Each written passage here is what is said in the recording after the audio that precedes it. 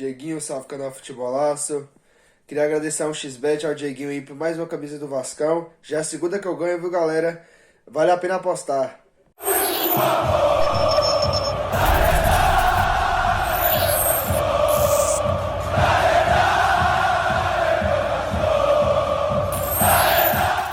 Seja bem-vindo ao canal Futebolaço, eu sou o Dieguinho e então, rapaziada, tá entrando no ar mais um girão de notícias do meu, do seu, do nosso Clube de Regatas Vasco da Gama. Deixa o like aí no começo do vídeo que ajuda a gente bastante, segue a gente lá no Instagram e vamos logo às informações. Bom, galera, vamos atualizar vocês dos jogos que aconteceram nesta quarta-feira na Série B. Resta apenas um jogo para encerrar a rodada na quinta-feira às 9h30 da noite entre Remo e Sampaio Corrêa, que não vai alterar nada pra gente na rodada, porque nenhuma das duas equipes consegue ultrapassar o Vasco na tabela, beleza? Então vou colocar para vocês aí, o Vasco não conseguiu ganhar nenhuma posição nessa rodada, mas conseguiu diminuir um ponto para o G4. Inicialmente, a distância para o G4 era de 7 pontos e agora caiu para 6 pontos. De positivo, o Vasco tirou 2 pontos para o Curitiba, que está muito longe, tirou 2 do Botafogo, que eram 10 pontos, agora é 8, fica um pouco mais próximo ali, tirou 2 pontos também do Guarani,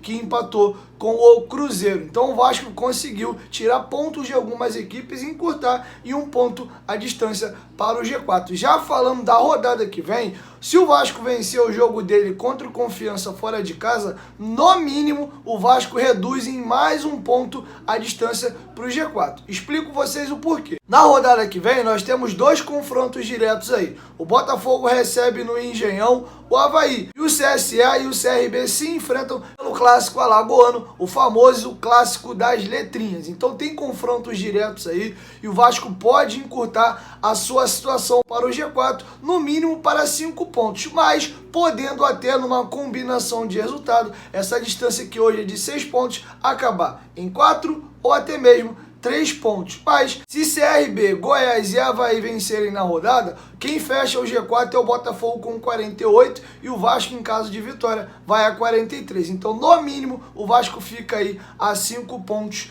do G4. Vamos torcer, né, para outros resultados aí para que possa encurtar ainda mais. Mas como eu falei, a situação do Vasco ainda demanda muitos cuidados e ainda está muito difícil a nossa situação de tabela. É ganhar o Confiança nessa rodada, é ganhar o Sampaio Corrêa na outra e torcer para os adversários, para quem sabe na outra rodada a gente já tem um jogo mais embaçado aí contra o Curitiba e depois o Náutico, aí o Vasco possa começar a pensar em entrar dentro desse G4. Mas até aqui, em 2 rodadas tirar 4 pontos, tá muito bom já. Vamos continuar nessa batida de vitórias até o final da competição. Bom, vamos falar agora de um jogador que tá dando muitas alegrias à torcida do Vasco, que é o lateral esquerdo Riquelme. Meu grande amigo e companheiro Marcos Jacob, sendo detetive Vasco, foi atrás de 2 treinadores que trabalharam com o jogador na categoria de base e os 2 comentaram como é que era trabalhar com o Riquelme ainda no período da base, e logo em seguida eu vou deixar com vocês o Fernando Diniz fazendo análise do Riquelme na partida contra o Goiás. O jogador tá muito bem e não se surpreendam se ele ganha a vaga de titular para o jogo contra o Confiança no próximo domingo. Bruno Almada falou o seguinte sobre o Riquelme: era um atleta que no tempo que estive aí liderando a equipe e a categoria, era um atleta que nós tivemos um convívio diário bem intenso. Fico feliz em poder participar da formação dele. O Riquelme é um atleta especial, um ser humano ímpar, um garoto de muito futuro que tem na sua capacidade ofensiva talvez o seu ponto mais forte. Ele é um atleta muito potente, de muito volume e muita capacidade técnica. Celso Martins respondeu o seguinte: Riquelme sempre foi um jogador com muito talento técnico da base. É uma joia do Vasco e tem que ser tratada com carinho.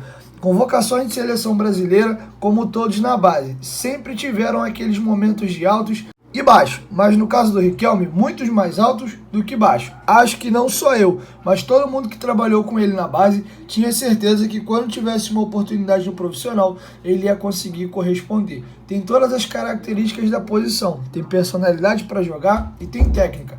Precisa do carinho e do incentivo.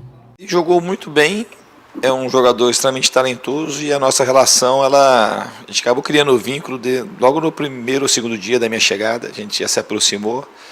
Ele é da mesma idade, da mesma geração do João Pedro e do Marcos Paulo, são colegas de seleção que eu trabalhei lá no Fluminense. E E teve uma conexão muito imediata de alguns assuntos particulares da vida dele. E ele é um jovem talentoso que tem um futuro brilhante pela frente. Bom, vamos desejar boa sorte ao Riquelme, que ele possa repetir mais boas atuações. Bom, tem mais um outro tema muito importante para mim trazer para vocês aqui, mas antes presta bastante atenção. Tá rolando um sorteio das 6 camisas do Vasco em parceria com a 1xBet, e você que quiser concorrer, é só clicar aqui no primeiro comentário fixado do vídeo, se cadastrar no site da 1xBet e fazer um pequeno depósito de R$ 25 e mandar pro e-mail do canal, que tá aqui na descrição do vídeo para você não copiar errado. Futebolaco2019@gmail.com. Tem vários campeonatos bacanas rolando aí, Libertadores, Sul-Americana, Copa do Brasil, Champions League, tivemos jogos épicos ontem também, na terça-feira, Brasileirão Série A e Série B. E lembrando que cada R$ 25 gera o cupom, você fez R$ 50 gera 2, R$ 75 3 e assim sucessivamente. O dinheiro fica lá disponível para você fazer suas apostas esportivas e de quebra você ainda participa dos sorteios aqui no canal. Vem para a 1xBet, a 1xBet é parceira do canal Futebolaço e o link tá aqui no primeiro comentário fixado.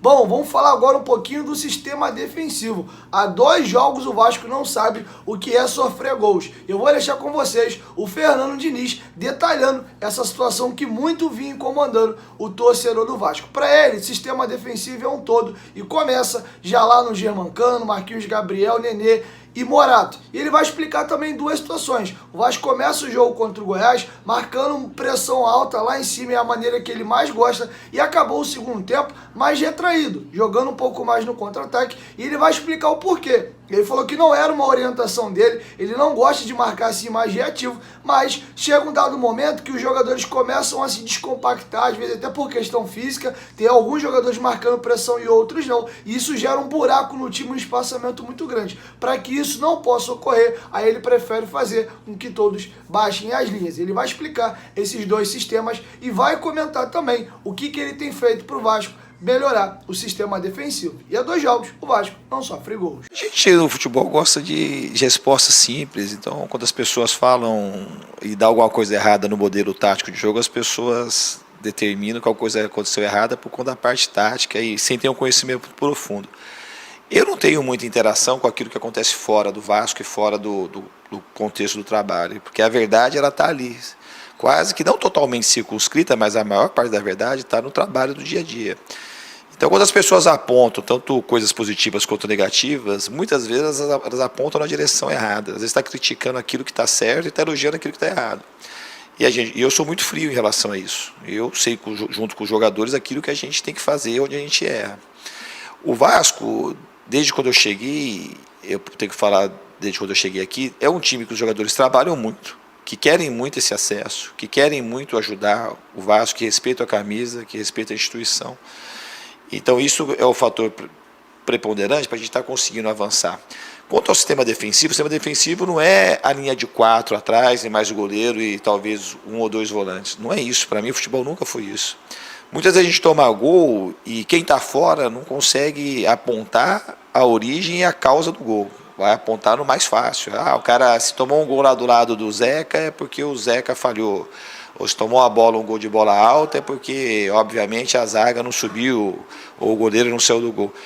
E quando você tem um olhar mais criterioso, de acordo com as coisas que você treina, você percebe que não é isso. Então, o que faz hoje o Vasco estar com o sistema defensivo em dia é a postura que tem o Nenê, o Cano e hoje no jogo de hoje o Morato e o Marquinhos Gabriel. Que o tanto de dobra de marcação que eles fizeram, o tanto que eles contribuíram, quando a gente teve que baixar o bloco de marcação, eles estavam lá ajudando, todo mundo pressionando a bola quando dava para pressionar, e aí facilita para todo mundo, e isso é o que determinou a gente não tomar gol no dia de hoje. Além de outras coisas que a gente não consegue explicar. Quando a gente toma um gol contra o Cruzeiro, por exemplo, não era para ter tomado gol, até muito menos do que hoje, porque o Cruzeiro praticamente não chegou uma vez, talvez deu 1, 2 chutes no gol e a gente tomou um gol. Não explica tudo, mas a boa parte daquilo que a gente pode explicar é a doação de todos os jogadores que compõem o sistema defensivo, e são todos aqueles que estão no campo. Tem uma proposta de ter controle do jogo com a bola e ser agressivo, é fundamental que a gente consiga reagir rápido quando a gente perde a bola e procurar retomá-la o mais breve possível no campo de ataque. Se você não consegue fazer isso, você acaba tendo que correr para trás e muitas vezes em situação de perigo. Então a gente aguentou fazer isso durante até fazer o segundo gol, e depois não dá para você afirmar porque o time cansou, deixou de cansar, essas coisas é muito complexo a gente fazer esse tipo de análise, não é uma coisa só que determina isso. A gente fez o segundo gol, eu acho que a gente baixou, ainda a gente podia ter feito mais, e quando a gente está fazendo de uma maneira harmoniosa, a gente consegue fazer por mais tempo e isso não cansa. O que cansa é a gente fazer as coisas de maneira separada. Quando eu vi que o time começou a ficar mais distante, uns iam pressionar e outros não pressionavam mais, a gente fez um recuo estratégico e a gente também limitou as chances do Goiás, quando a gente marcou em bloco baixo. Não é a minha marcação preferida, mas se for para ficar com o time quebrado, é melhor ficar um pouco mais atrás do que ficar metade na frente e metade atrás. Então a gente soube jogar, acho, das duas maneiras. A maneira mais vistosa, e eu acho que é a que tem mais compromisso com a vitória e aumenta a chance de time ganhar, quando a gente consegue empurrar lá na frente e tentar recuperar a bola no campo de ataque. Mas quando não é possível, tem que saber marcar um pouco mais atrás. Eu acho que o time soube fazer isso bem também. Bom, galera, é isso. Essas eram as informações que eu tinha pra trazer pra vocês. Logo mais à tarde o Dieguinho chega com mais informações, beleza? Chegou até aqui, dá essa moral, deixa o like que ajuda bastante. E claro, se for tua primeira vez aqui no canal, não esqueça de se inscrever e ativar o sininho das notificações. Que toda vez que tiver vídeo novo aqui no canal, o YouTube vai te notificar e tu vai ser aqui muito bem informado, beleza? 1, 2, 3, futebolaço. Tamo junto, família. E a qualquer momento, Dieguinho volta, nós tamo junto. Valeu, fui!